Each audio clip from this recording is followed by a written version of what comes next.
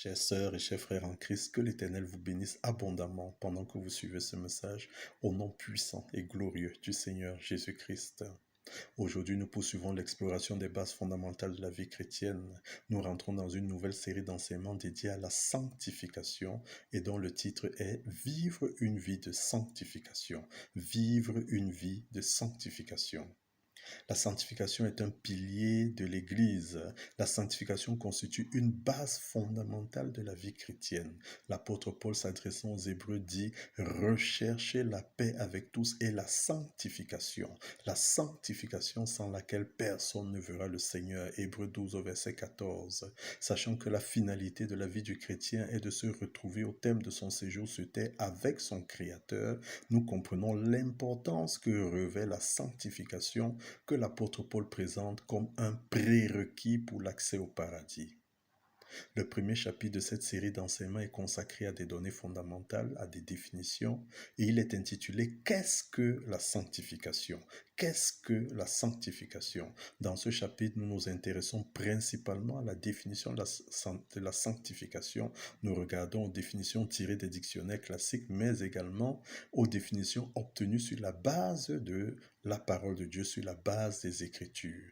Qu'est-ce que la sanctification? Regardons aux définitions tirées des dictionnaires classiques.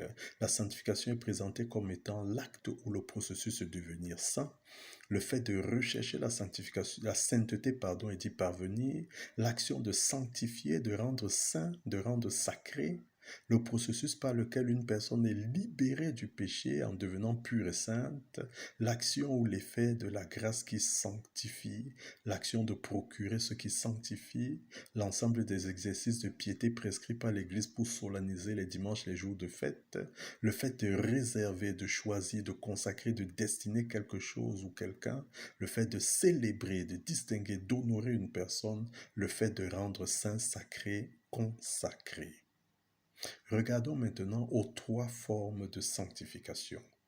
La sanctification apparaît dans les Écritures comme étant à la fois un acte et un processus.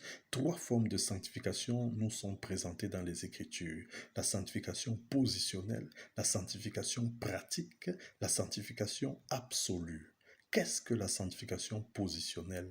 Elle se rapporte à l'acte par lequel Dieu met à part pour lui-même et une fois pour toutes un croyant lors de sa conversion. Le croyant est ainsi séparé pour Dieu, c'est la sanctification positionnelle. Il est translaté, c'est ce que disent les Écritures, du monde des ténèbres au monde, n'est-ce pas, au royaume de Dieu. Translaté du monde des ténèbres au royaume de Dieu. Il y a donc changement de position. C'est sur la base de la sanctification de position que les croyants sont appelés des saints. Regardons à quelques illustrations. Première illustration. Au temps de la loi, les ustensiles du temple étaient sanctifiés, d'ailleurs ils le sont toujours, c'est-à-dire consacrés, réservés, mis à part pour les services à réaliser dans le temple. Ils étaient d'ailleurs rangés dans des endroits précis et ainsi physiquement séparés des autres ustensiles. Deuxième illustration, regardons à ce que Jésus a dit aux Juifs. Il leur a dit « Celui que le Père a sanctifié et envoyé dans le monde, vous lui dites tu blasphèmes. Et cela parce que j'ai dit je suis le Fils de Dieu. » Jean 10 au verset 36. Celui que le Père a sanctifié, celui que le Père a mis à part, celui que le Père a mis à part, a mis à part. Regardons à la troisième illustration. Troisième illustration, dans la prière que Jésus enseigne à ses disciples, il dit « Notre Père qui es aux cieux, que ton nom soit sanctifié. » Matthieu 6 au verset 9, ainsi nous comprenons que le nom de l'Éternel doit être mis à part. Il doit avoir une place unique. Il ne doit pas avoir le traitement des autres dénominations. Quatrième illustration, regardons le passage de 1 Pierre 3 au verset 15. Il y est écrit « Mais sanctifiez dans vos cœurs Christ le Seigneur. » Ainsi l'apôtre Pierre nous invite à accorder une place à part, une place unique à Christ dans nos cœurs. Deuxième type de sanctification, la sanctification pratique. La sanctification peut être définie comme étant le processus par lequel un croyant est rendu d'une manière pratique de plus en plus pur et séparé du mal. La sanctification est l'œuvre intérieure que le Seigneur Jésus-Christ accomplit par la puissance de l'Esprit Saint dans l'être humain, qu'il appelle à devenir un véritable croyant. Non seulement il le lave de ses péchés par son sang, mais en plus il le sépare de son amour naturel du péché et du monde. La sanctification est l'œuvre progressive à la fois de Dieu et de l'homme qui nous rend plus libres à l'égard du péché et plus semblables à Christ dans le contexte de notre existence quotidienne. La sanctification est un combat, c'est la guerre contre le péché, c'est la lutte en faveur de la sainteté. La sanctification ainsi définie est un commandement divin, une exigence de l'Éternel. Si nous allons dans Lévitique 11, verset 44 ou verset 45, l'Éternel s'adressa à son peuple, déclare: car je suis l'Éternel votre Dieu, vous vous sanctifierez et vous serez saints car je suis saint. Verset 45, il dit: car je suis l'Éternel qui vous a fait monter du pays d'Égypte pour être votre Dieu, pour que vous soyez saints car je suis saint. Allons dans Lévitique 20 au verset 26, l'Éternel s'adresse une fois encore à son peuple, déclare: vous serez saints pour moi, car je suis saint, moi l'Éternel. 1 Pierre 1 du verset 15 au verset 16, l'apôtre Pierre déclare: mais puisque celui qui vous a appelé est saint, vous aussi soyez saints dans toute votre conduite, selon qu'il est écrit: vous serez saints, car je suis saint.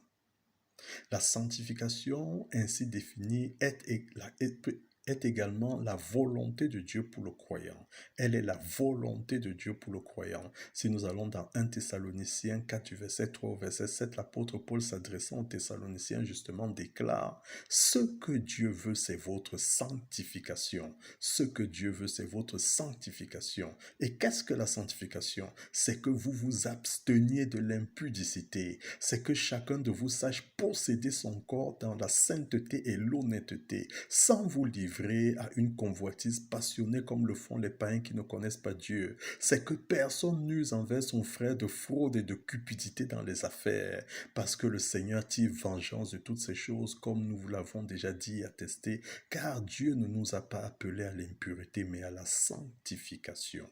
Dieu nous a appelés à la sanctification. À la lumière des Écritures, nous comprenons que notre vie chrétienne commence par la sanctification de position conférée par une action divine et ensuite nous sommes amenés à rechercher une sanctification pratique qui soit conséquente de notre nouvelle position. La première sanctification est une affaire de foi. La deuxième sanctification est relative à notre comportement de tous les jours. Regardons une illustration dans l'Épître des Hébreux. Les croyants, dans l'Épître des Hébreux, les croyants sont appelés des frères saints. Hébreux 3 au verset 1.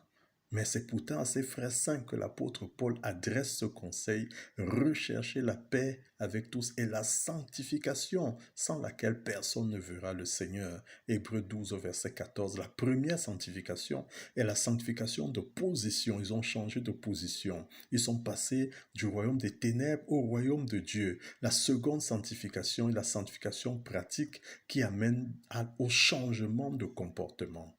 Deux secondes illustrations, nous regardons maintenant au texte écrit par l'apôtre Pierre. Il dit: soyez saints.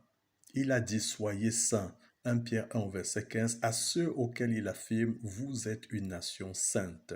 1 Pierre 2 verset 9. Il leur a dit: ils sont une nation sainte. Ça veut dire quoi? Ils sont une nation sainte parce qu'ils ont été translatés des ténèbres à la lumière de Dieu.